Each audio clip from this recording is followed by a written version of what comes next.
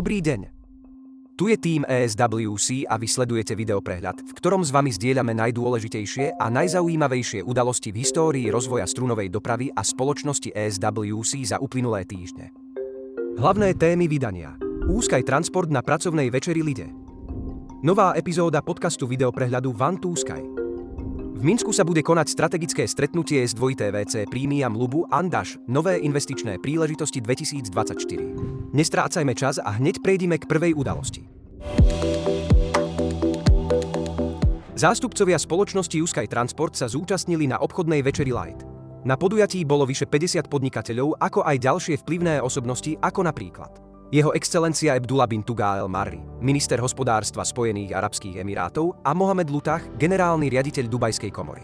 Pre Úskaj Transport bola táto obchodná večera príležitosťou na vytvorenie nových kontaktov. Hosťom prvej epizódy novej sezóny podcastu One to Sky bola Natalia Kozelková, špecialistka na rečnícke umenie, ktorá spolupracovala so zakladateľom a prezidentom Synergia Vadimom Lobovom, Igorom Rybakovom a ďalšími známymi osobnosťami. Natalia nám prezradila, v ktorých oblastiach a do akej miery sa bude prejavovať vplyv dobre nastaveného verejného vystúpenia. A čo je najdôležitejšie, je možné zmeniť spôsob, akým hovoríte bez veľkého cvičenia a sebakontroly. Od 20. do 23. apríla sa v Minsku uskutoční exkluzívne podujatie pre členov Premium klubu ESWC. V rámci podujatia čaká hostí strategické stretnutie, na ktorom získali primárny prístup k informáciám o budúcnosti projektu a jeho nových návrhoch a ponukách.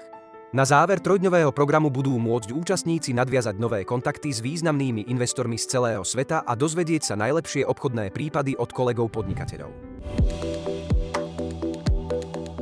To boli pre dnešok všetky najdôležitejšie správy. Určite nezabudnite dať like tomuto vydaniu a zanechajte komentáre. Dovidenia.